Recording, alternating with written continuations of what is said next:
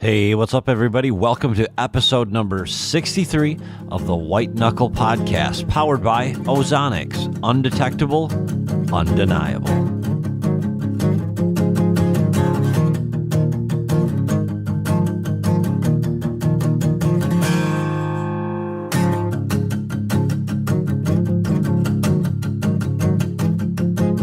Hey, everybody, before we get going, I just wanted to basically preface all of this show by saying that we had recorded this show back when the season was still going. I think it was even before the ATA show, and we did it knowing that we wouldn't air it until later, so you're going to hear some stuff about last year, etc. But we had some food plot shows and other things that were more timely, shed shows, etc. But we certainly hope you enjoyed Don telling the story about his hunt for Smokey and for Trump, and this will be basically a precursor to, or a prelude, or whatever the word is supposed to be, to us showing him harvesting Smokey. So with that, here is the show. Hey, everybody, welcome back to the White Knuckle podcast. Tonight I have joined with me Todd over there in Iowa and Mr. Don Higgins down, I'm assuming, in Illinois. How are you guys tonight? Good. How are you? I'm doing well. Todd, are you awake?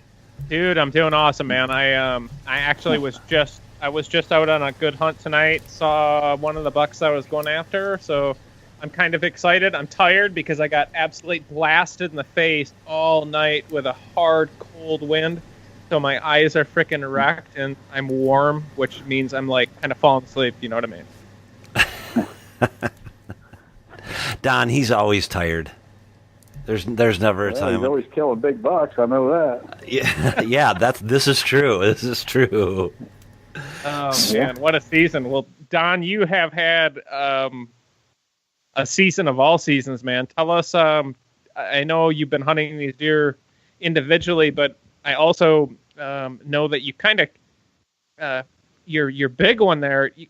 You kind of kept it on the DL a little bit, didn't you? Yeah, I've watched both of these bucks for years.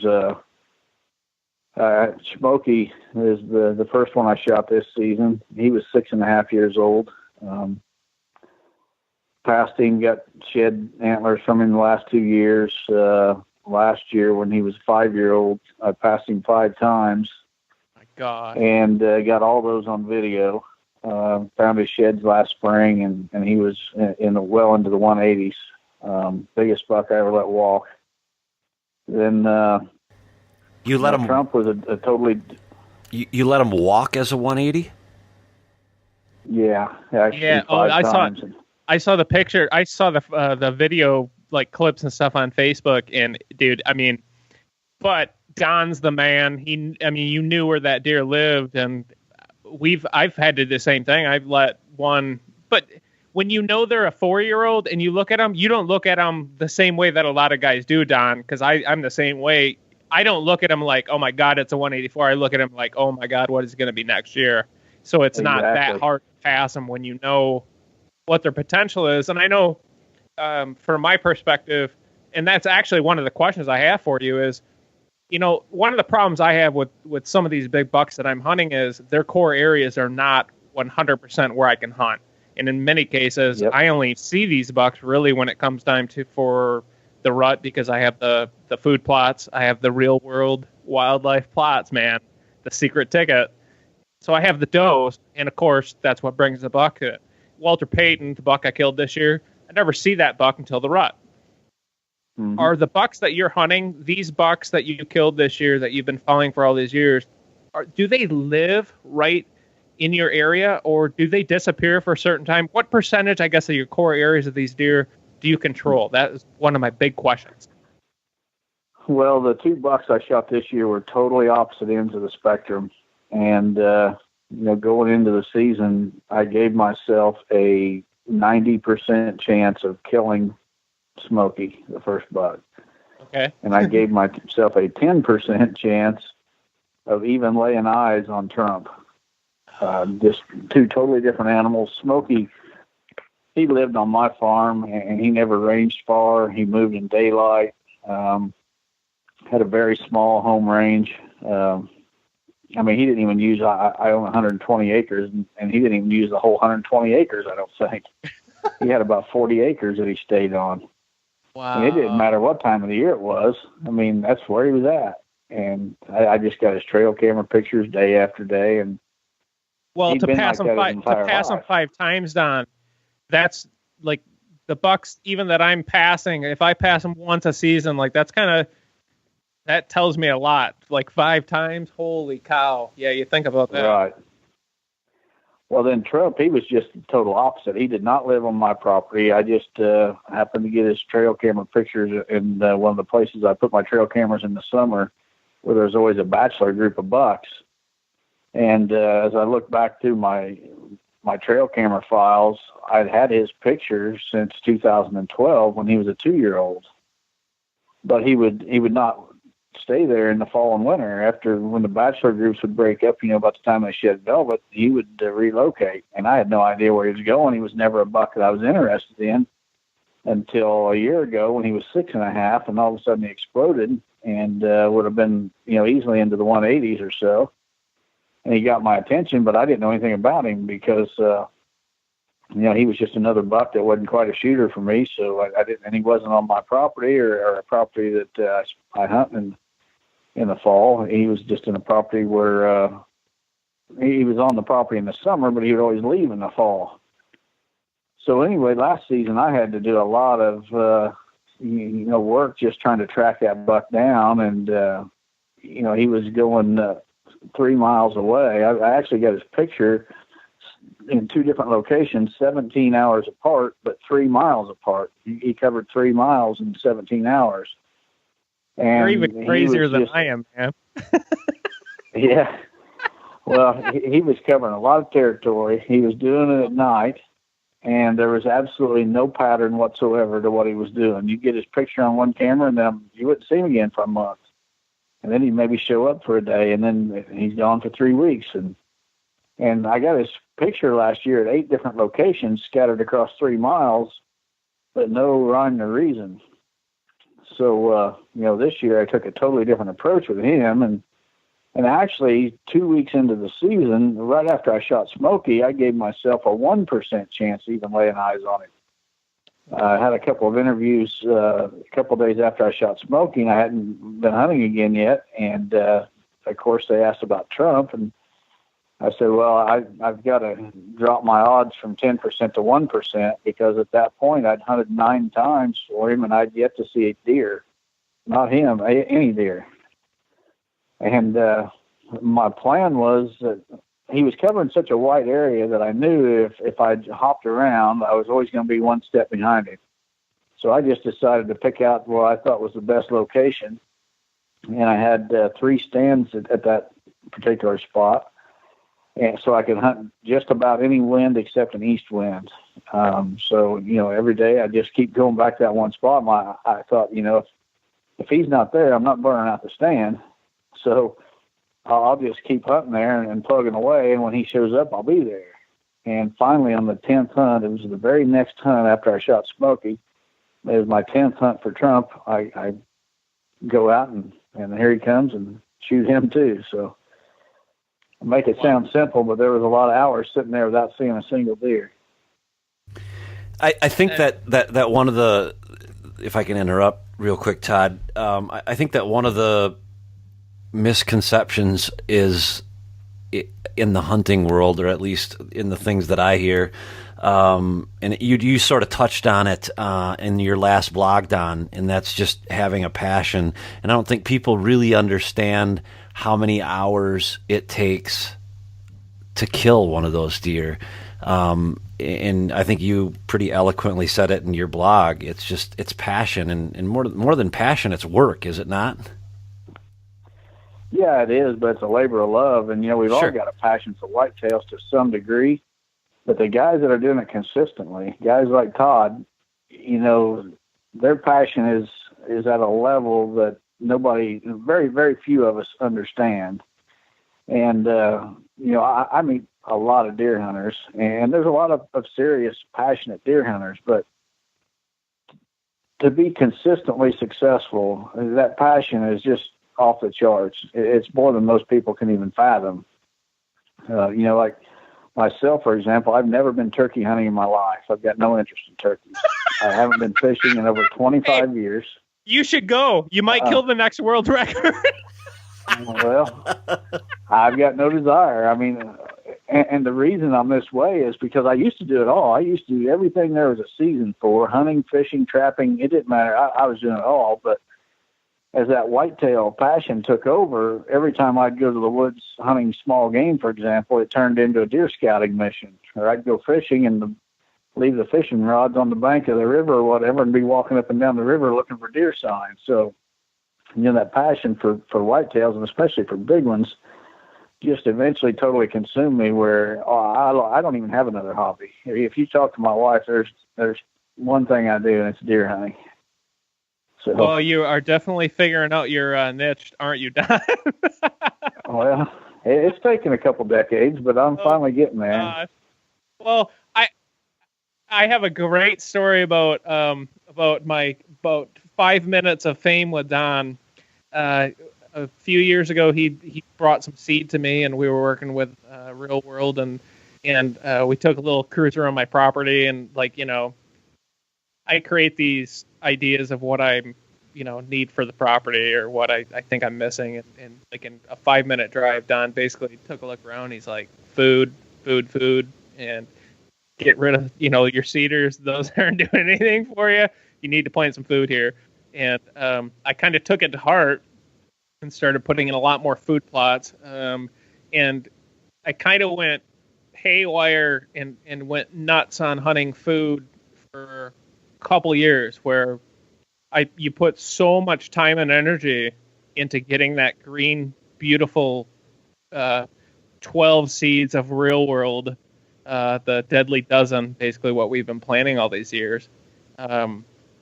Put so much time and energy into it, you want to hunt over it, right? So I hunted like crazy on food plots for a couple years, and kind of got to the point where I was like, all right, I'm starting to sacrifice my success, I think, because I'm hunting them too much. And now I'm I've found that balance, and also have been figuring out how to create my nighttime plots versus my kill plots. And I remember you've touched on this a million times, Don. And I'm starting to figure out how to do it for my area, which is so fun because you hear people talk about these different things, and it's a very generalized conversation until you can actually figure out a way to apply it on your property. And I've started to figure out how to do that. And just this year, I killed that first 8-pointer, that Donnie Brasco buck on a half-acre Real World plot, 100 yards from his bed. And over the years, that's why I started to figure out where these bucks bed. And anywhere I can put a little kill plot right next to that thick cover, where from October 1st till January 10th or whatever our season ends, they're susceptible to being killed there. How am I doing exactly what you do, or how do you rationalize it? Well, every property is different. Every property lays out a little different than others, and every area has a weak link. Deer need food; they also need cover. And when I go on a consulting gig and meeting with the landowner, one of the first things I tell them is that if you want to consistently kill big mature bucks, you absolutely have got to hunt them on the properties where they spend their daylight hours. The first thing we do is we figure out what we got to do to that property to get those bucks bedding there. Because if you think about it, during the course of an entire hunting season, how many daylight hours is a buck actually standing out in a food plot? Very few. But how many hours is that buck during daylight hours in hunting season? How many of those hours is he in a bedding cover? Almost all of them. So I think one of the biggest mistakes deer hunters make is they spend their time hunting sign, and that sign was left at night. And you got to hunt those bucks where they bed. And if you're hunting him on the property where he beds versus the property next door, your odds of killing him are so much greater. I mean, probably 5 to 10 times greater on that property where he's spending his daylight hours. It's everything. Yeah. I watched one bed tonight, or like come out of its bed. Like it's a freaking 7-year-old that's been hunting forever, and now I know where he's bedded, which is very, very dangerous for him because it's just like it's statistics. Like I really rationalize hunting a lot of the way in during the rut. I have to break it down to like math and to say, what is your you got to stack your odds, and sometimes you got to take the emotions out of it, the stands that you spent the most time preparing. And sometimes you just got to break it down to statistics.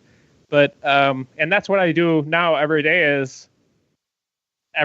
I am scouting a particular animal. You try to figure out where he's going to go to, how he's going to get there. And each year you learn so much more. What did you learn this year, Don, as opposed to any other year hunting what you killed this year?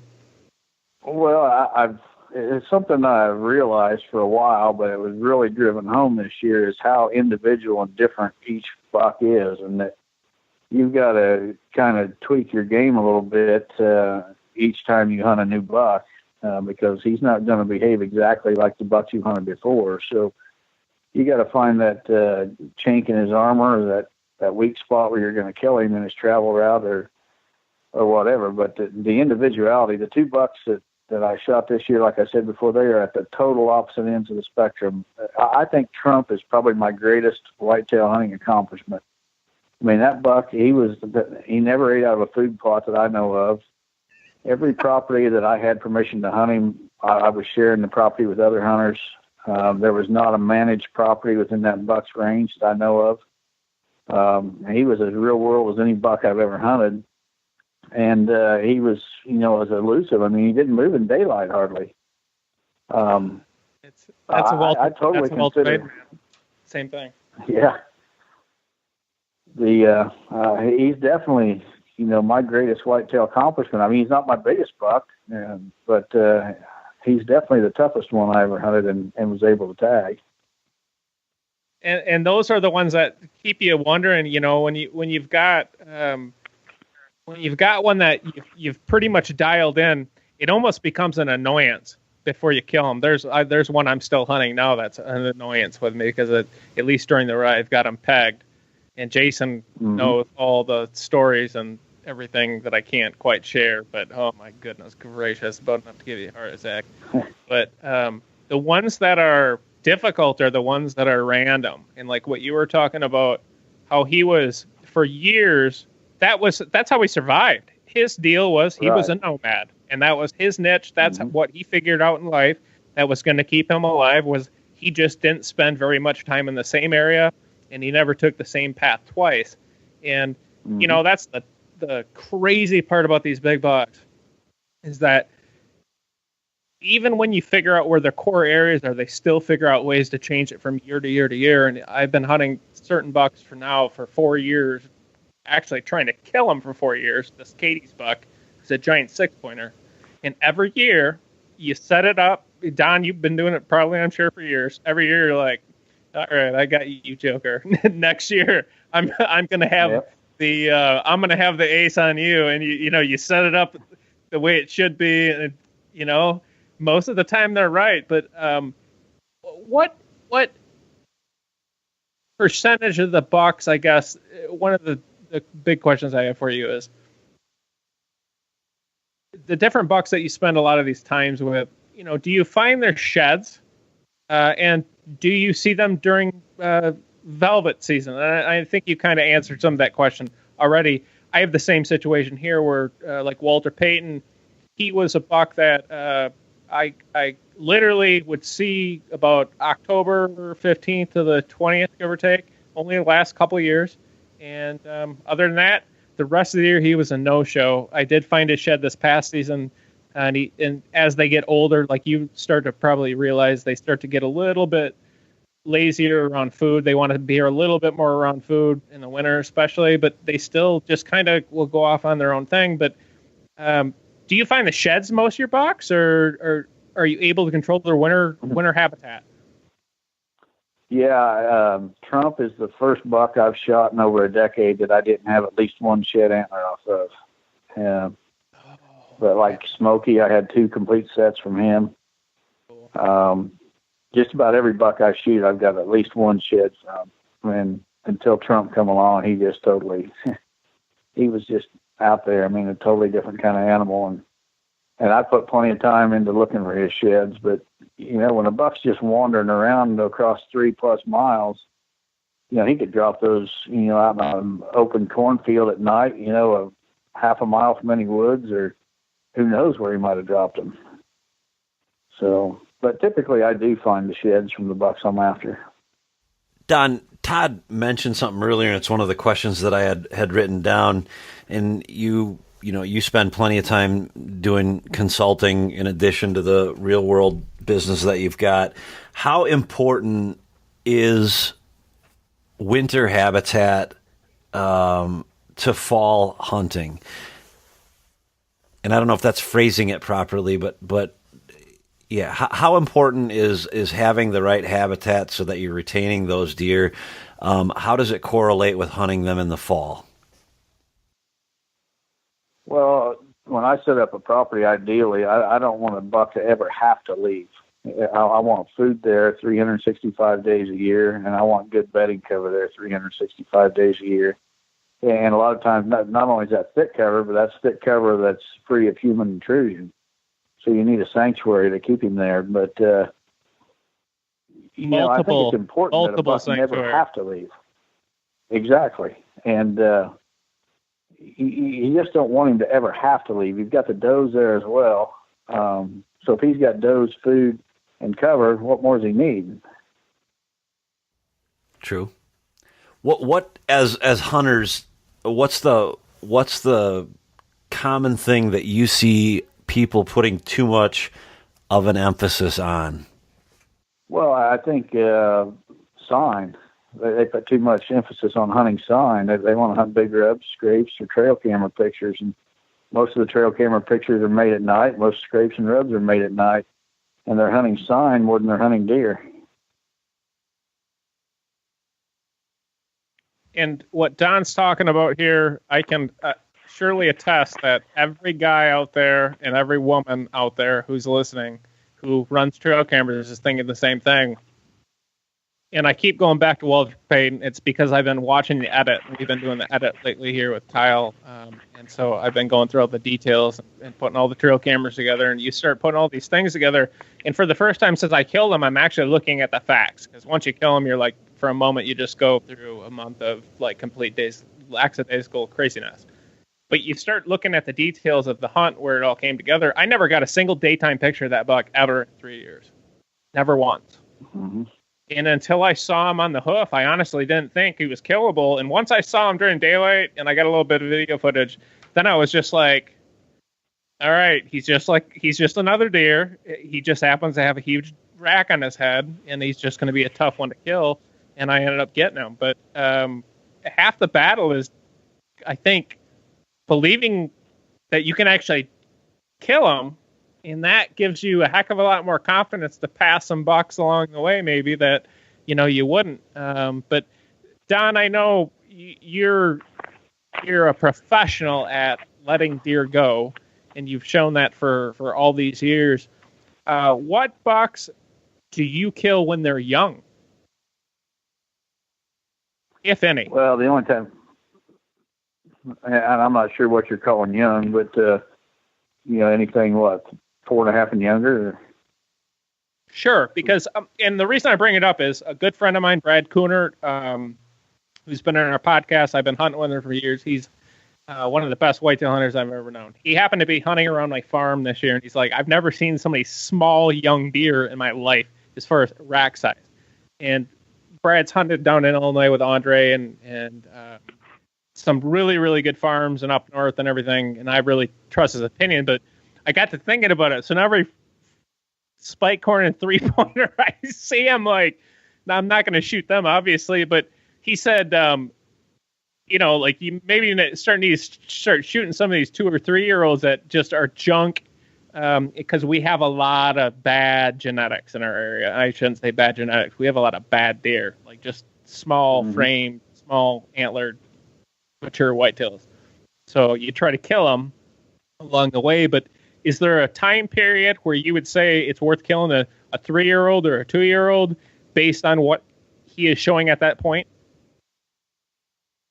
Yeah, and in fact, one of the things I've done, I filled both my Illinois buck tags in mid-October, so there's nothing I could do here all fall, except I'm searching for next year's buck. But one of the things I've been doing is taking other hunters this year on my property and sitting with them. There's some bucks that I want to call out, and I'm not talking yearlings or 2-year-olds. They're 3 and 4-year-olds that, they've had a chance to show what they're going to do. We've got 2 of them taken out. One of them was an 8-pointer, and I don't think he was ever going to be anything but an 8-pointer. 3 years old. He probably scored 130 inches. Kind of a narrow rack. A nice buck. The guy that shot him was happy as could be, but he was just one that was never going to be into the, over 170 type animal. So we got him out. And the other buck that we ended up taking was 9 years old, and I don't think that buck had ever scored. He never hit 150. I'm certain of that. His best rack was probably around 140. And the last 3 or 4 years, his rack was, I don't even think it would hit 120. So, any buck like that, he's just taking space on your property that a potential really good one could take. So if a buck's had his chance to display what his potential and he's never going to make it, you might as well get rid of him and, open up a spot for another buck. Todd, I'm not coming down next year and shooting a 3-year-old. Okay, let's just get that off the table right now. Dang it! I had a freaking list going for you, bro. I know. I'm like, oh boy, here we go. I'm gonna draw down in Iowa next year. Oh boy, Todd. And he's lying. He hasn't stopped talking about shooting that deer since the day he shot him. Well, I can understand that. Yeah, I can too. When I got that phone call. First of all, the things that he told me he did prior to, and I don't know if you heard any of it. I thought Todd was nuts, and you've spent some time with Todd, so you know how passionate he is, and sometimes I think he's crazy, but I think sometimes that passion is, like you said, like I said so perfectly in your blog that you wrote, is just. You got to have a passion, and more than anything, this year I hunted public land, and so it's kind of a different ball game than what you guys are talking about, but it's still boiled down to effort. And I always tell my kids there's gold at the end of effort, and if you want uncommon results, uncommon efforts coming your way, and whether that's planting food plots or scouting because you're hunting public land or whatever, it just takes a ton of work. Would you agree with that? Oh, absolutely. But if it's your passion, that work is a labor of love. Right. So it's not like it's work. It's not like you're going and doing something you don't want to do. It may be work, but it's something you enjoy doing because you're striving for that end goal, and that's the only way to achieve success is through that work. Right. I guess what I'm thinking of is you see so many people, and social media is great in some ways and social media is bad in others, and I don't know that I want to go down a negative road, but you see so many people with the opinion that it's just that easy, and it is work. It's a work that I loved. I loved everything that I did this year. I've hunted the same property for the last 13 years, and the fact of the matter is that property, because of the pressure around it, is only capable of yielding a good buck once every 3, 4, 5, 6, whatever number of years. So I went and hunted public, and it was a blast.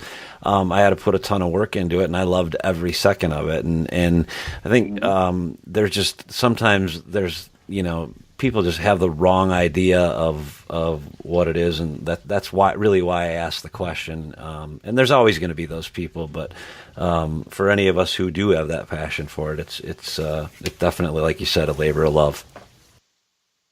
Yeah, and I know people that have all the money in the world and they own great hunting properties, but they don't kill big bucks consistently because their degree of passion. They may be passionate deer hunters, but their degree of passion doesn't even come close to, say, what Todd or you have. If you're just a casual deer hunter, then there's nothing wrong with that. Don't get me wrong, but your degree of success is going to reflect that. Exactly.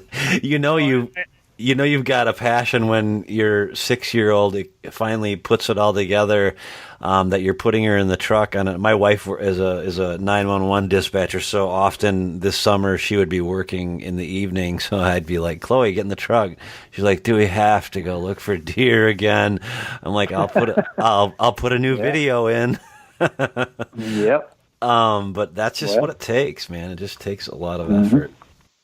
And the other thing is, there's too many deer hunters that want to kill big deer. They've got too many other interests. And, for guys like us in the summer, we're out looking for those velvet bucks. We getting our stands ready. We're looking for new properties or renewing permission on ones we've hunted for years. And it never ends. Every month of the year, we've got something that we're doing that ties into our success. And there's too many guys that when spring rolls around, it's time to go fishing, and summer rolls around, they're going golfing with the buddies or whatever.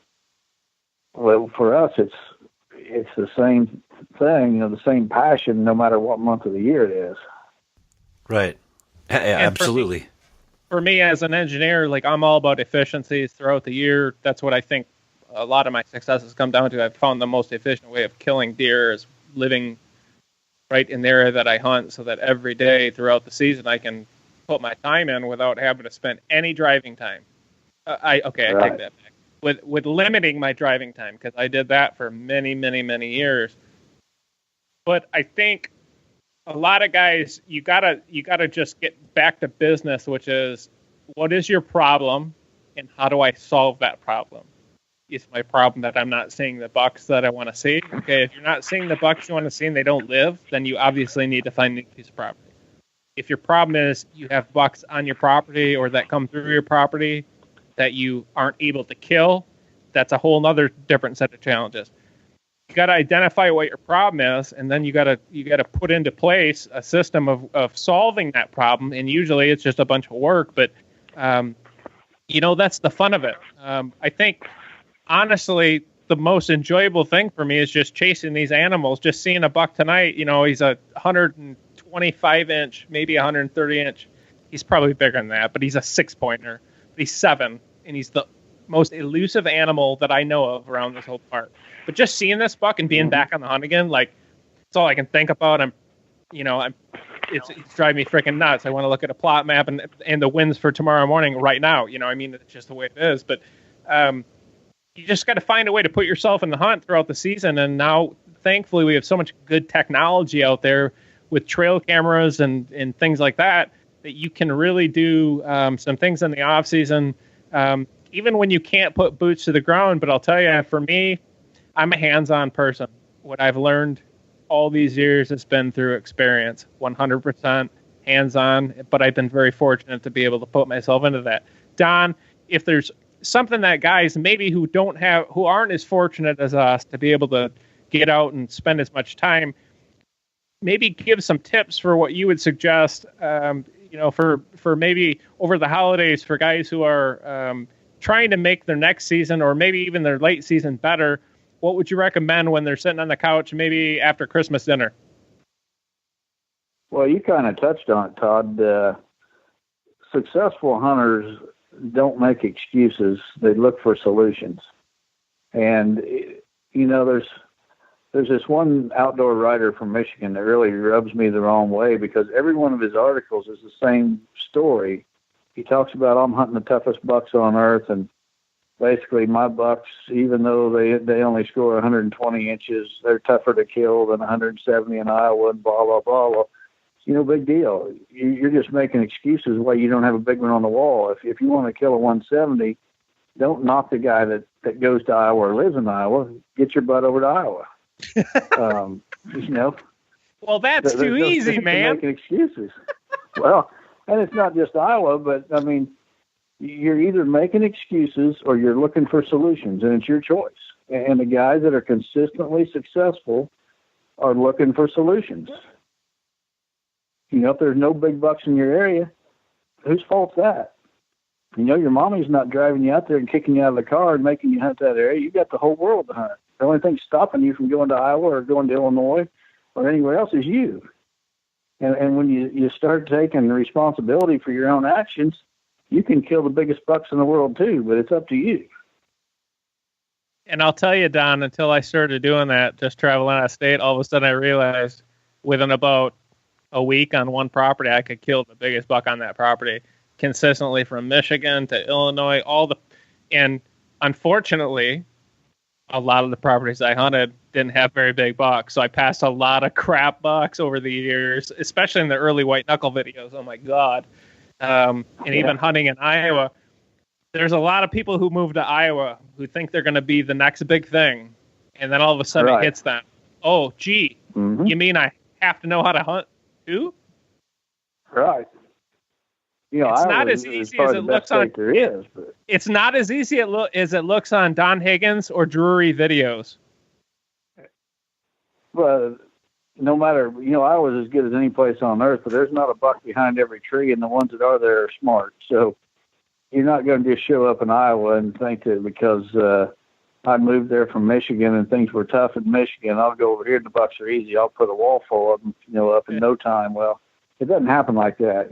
So make excuses or find solutions. The choice is yours.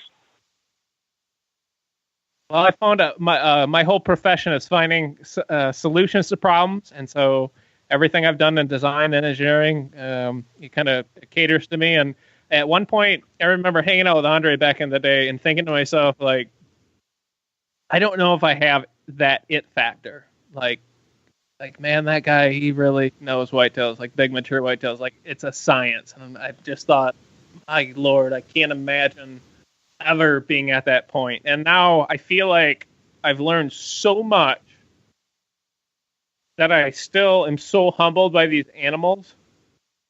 But it's not going to the moon. They have such instinctual habits that once you start to figure those habits out through experience and time and energy, it becomes easier. But it seems like as soon as you figure out one thing, they evolve to the next thing, man. And I think that's what keeps us all coming back.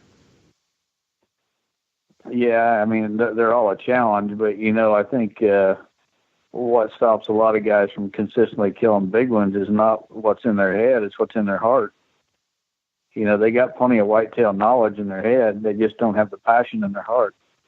One of the bucks that I've been hunting the last several years, I call him DL. And this buck is absolutely awesome and monstrous. And we have some of the most awesome footage of this buck this year.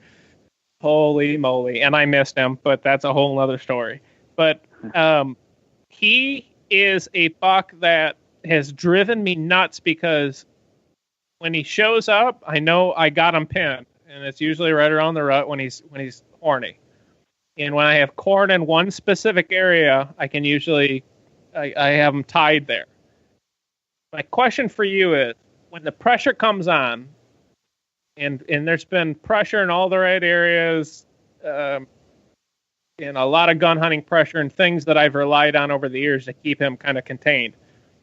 When the pressure comes on and there is still agriculture all around this, let's just say a core area of 100 acres of timber of the most awesome mix of timber with cedar thickets, all sorts of different food, acorns, anything they would want in a timber situation, but with lots of CRP fields all around it, lots of ag all around that, and including standing food, everything you would want, real world plots, the whole 9 yards.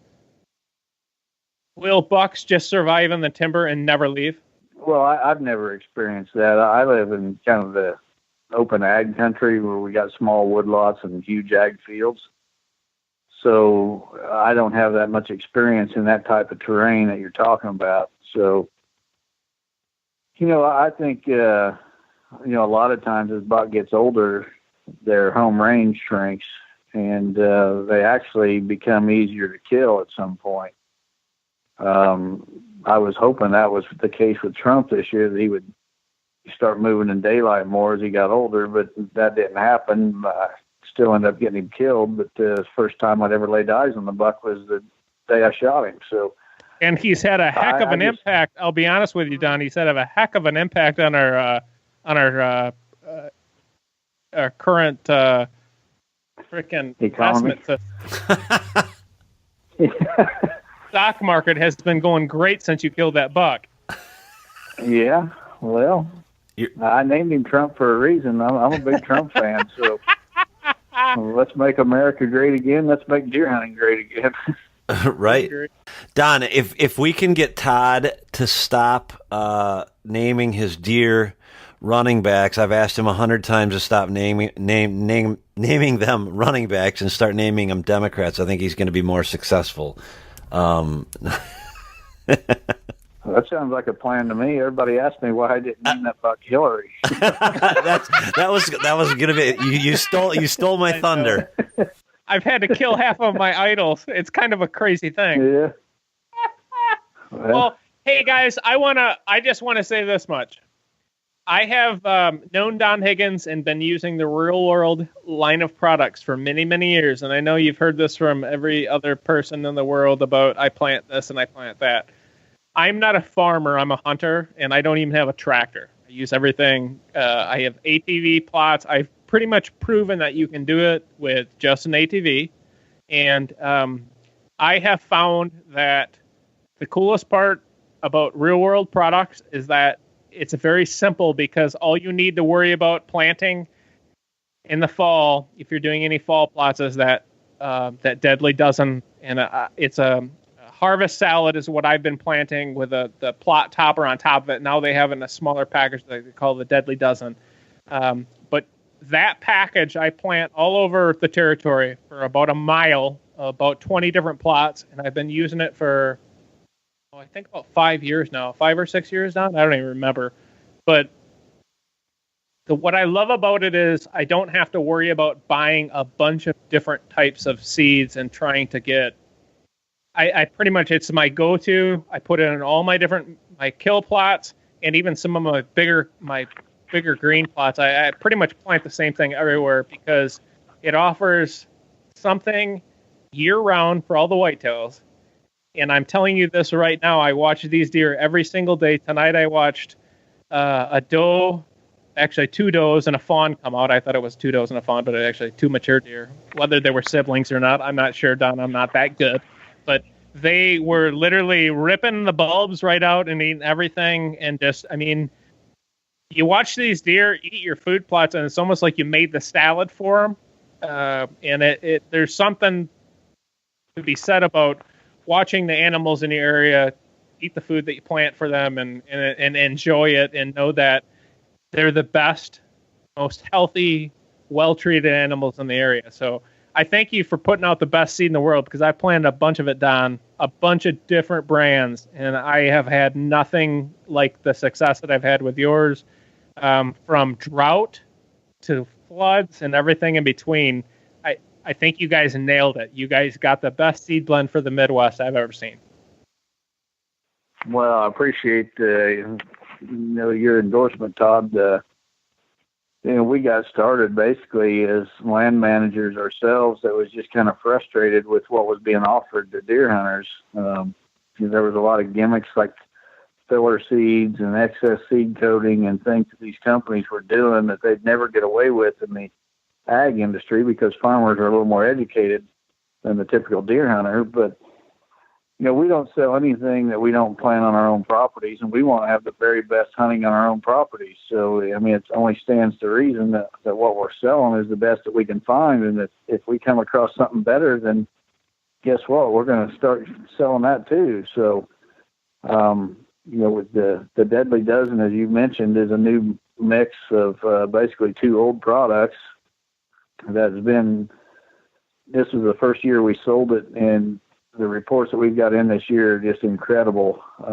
Lots and lots and lots of big deer have fallen in Deadly Dozen plots, and including the 206-inch Smokey buck that I shot back in October. He had come out of a field of Real World's bedding in a bag native grass mix where he'd been bedded, and he came right out into that Deadly Dozen plot and set across in front of my blind before I shot him. So lots and lots of inches of antler fell in the Deadly Dozen plots this fall, and we think it's going to be probably our top fall selling product next year as word spreads. But, we're just deer hunters and land managers like our customers are. We just demand the very best on our own properties, and that's what we sell. What I love about Don the most is that he reminds me a lot of my father-in-law. My father-in-law is a Angus farmer who has been farming Angus his whole life. His father before him did the same thing, and I think the father before them did it. They have the sign on their barn here in Iowa from 18-something. And Don's just an honest, straightforward guy. We both relate to each other because we're not into like the fancy marketing stuff. So there's a lot of companies that rely on heavy marketing in this industry. And so Don and I, we both kind of like chuckle at it. And I'm the old guy now. I'm starting to turn into it, I tell you, because it's like you can't have just a good product. Well, I'm going to tell you this much right now. Don's got the best stuff out there. If there was something better, I would be using it. But what I love about Don's product is he's an ag guy that lives in Wisconsin, or excuse me, lives in Illinois. Your partner lives in Wisconsin or something, doesn't he? No, we got a distributor in Wisconsin, but my partner's from Illinois as well. Oh, goodness gracious. I don't know why I think Wisconsin. I think it's all the Nevar guys. But long story short is that they make the best product out there. I've killed personally, I don't know, 3 or 4 different bucks, a couple Boone and Crockett's on yours. My wife killed a couple Dandies. I mean, every year we kill one. I killed Donnie Brasco right on your Deadly Dozen. But it makes it easy. I don't want to like get crazy into trying to figure out what mineral plants to do or whatever. I just want to know what green plot I need for late season. I plant Deadly Dozen. It works fantastic. I'm kind of like simple with it. I don't get too philosophical when it comes to food plots. I just want something that works, but it works for me. And I've been watching the deer every single hunt, these different hunts that I've been on lately, especially late season with my wife during the shotgun season. And right now, I mean, you think everybody's thinking corn and beans. Dude, I watched the deer pounding Deadly Dozen tonight, pulling up the bulbs and eating, I mean, everything. They eat the whole stalks of everything. And that's what makes that food plot so unbelievable is there's so many different types of food packed into that year round all the way. I mean, until well, when does it actually go out? They're still hammering it right now. Yeah, and it'll still be green in the spring. I mean, it'll make a good turkey plot in the spring. So it'll keep growing until I usually, rotate my plots between soybeans and the Deadly Dozen. So all my Deadly Dozen plots, they'll be green in the spring, and I'll spray them to kill the vegetation to plant my soybeans. So from the time you planted about the, late August clear through until late spring, it's providing something for the wildlife. And, incidentally, before we got on the phone tonight, I was talking to my business partner, Kevin Boyer, and he was on a hunt this evening over a Deadly Dozen plot. And he was excited because he'd seen 15 different bucks in that plot feeding, just doing what you're talking about, Todd. He said they was pulling up the bulbs, and they was eating the bulbs, and they eating the tops, and just anything they could get a hold of, they was eating it, and 15 bucks in one plot this evening for Kevin. Wow. That's and that's one of the big things I think surprised to me too, because I've been paying more attention to it over the years, especially Don with when you're hunting individual animals, you start dissecting every freaking thing. So what their diet is, what they prefer, and everything. And you start to watch these deer. We have some footage. Jason saw some pictures, but I have some footage of a buck I call DL, who I've been hunting for years, and I'm tagged out. And I have to film this deer at 50 yards, 45 yards, just feeding and acting like a pig at the late rut with no tag in my pocket, just my video camera. So I had to film him pounding a Deadly Dozen plot, and I was watching him just pig out. And I mean, he was a pig, and it was enjoyable for me to watch him, not even having to think about shooting him, because I'm like, I'm not going to shoot him. So just to watch that thing eat, it reminded me of like a junior high football player at a Wendy's super bar, like after football practice or the big game, like where they're just starving to death. And that thing was just pounding that frickin' plot just like a kid. And it was in an area he had no pressure. He was just completely comfortable. But he looked in complete heaven. He was hungry. It was after the rut. The ladies were no longer paying attention to me. And he just wanted to eat. And dude, we have footage. Like, I have probably 15 minutes of footage watching him pound them frickin'. But he'd pull the bulbs. And you have so many different types of I don't know if it's just radishes or turnips or whatever they're pulling out, but he'd pull the darn things out and just like almost choke himself trying to choke them down. But oh my God, they love it. And it's this time of year, which is when a lot of guys don't think about green plots. Right. And, that's why we got 12 different plant species in that mix, is because from the time it germinates in, early fall around the 1st of September until spring, there's always something in that mix of 12 different plant species that the deer are hammering. And like right out of the gate, they'll hit the sugar beets and the Austrian winter peas, and in this cold weather, they're hitting more of the turnips and the radishes and things like that. But there's something in that mix, no matter what time of the season it is, that they're going to be hammering. Well, it certainly seems like you hit the nail on the head with that, because from what I've seen and what I've heard from Todd, I didn't have I planted your chicory and clover mix on a small plot that I have on my private ground, and was able to shoot a doe off that, and that was the easiest thing to plant that I had. But from everything I've heard from everyone else, you mentioned a guy up in Wisconsin that you have as a distributor. I'm assuming I know the guy that you're talking about. They've had great success with it, or at least a lot of his clients have. I've just heard nothing but good stuff about it. What I've started to notice as I've been planting my real world for so many years now, 3, 4, 5 years, I've started to develop a pattern where I've been able to hold deer and hold particular bucks longer.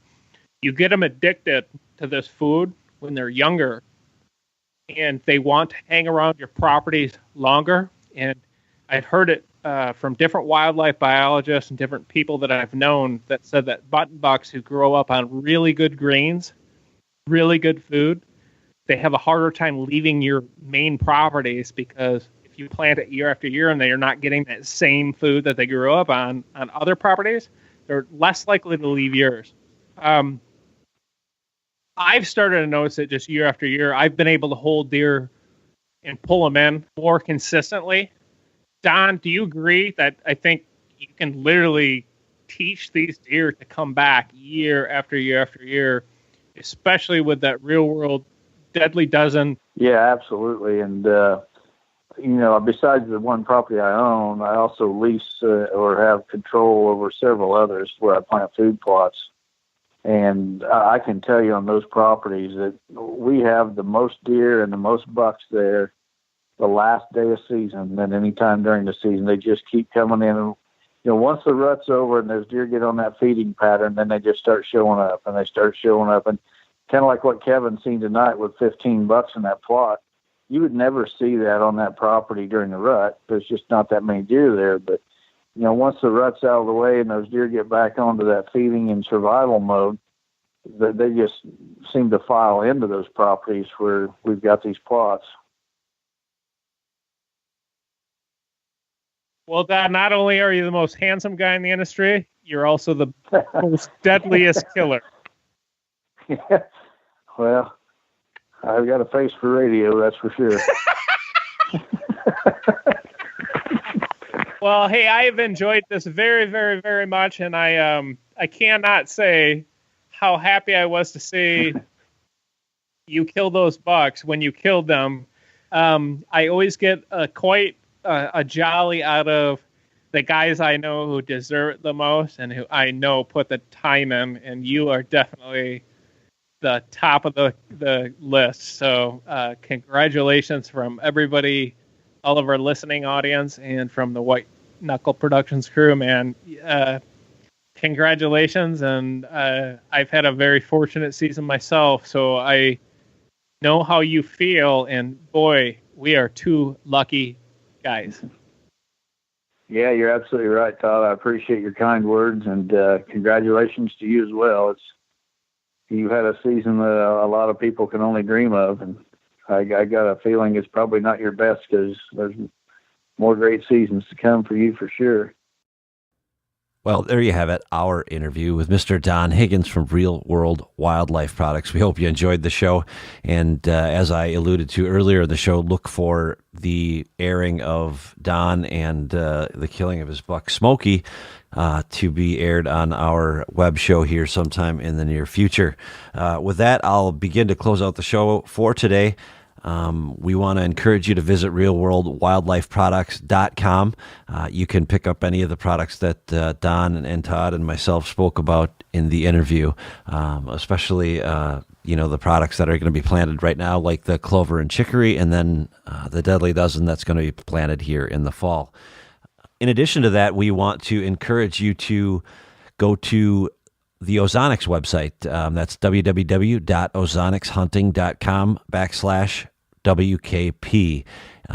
As many of you probably know, Ozonics is now consumer direct. So what that means is they can offer you deals that they weren't able to offer you in the past, and they're allowing us to offer you deals that we weren't able to offer you in the past, just simply because of the pricing structure and things like that. So we want to ask you to check that out, www.ozonicshunting.com/WKP. Again, thanks to all our sponsors, and special thanks to Ozonics Hunting for making this possible.